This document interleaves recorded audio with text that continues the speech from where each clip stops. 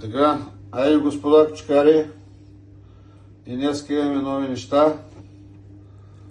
Тук мога да ви представя свинско месо само от джулан. Де-факто обезкостен свински джулан. Вижте какъв страхотен цвят, без дъх, без мирис.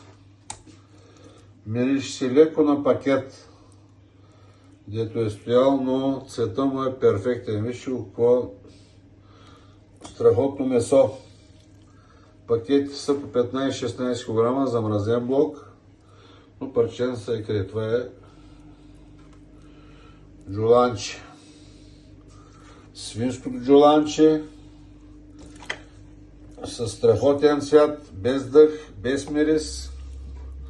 Пакети по 15-16 кг замразен блок. Ето, показвам нагледно, всеки да знае какво да очаква.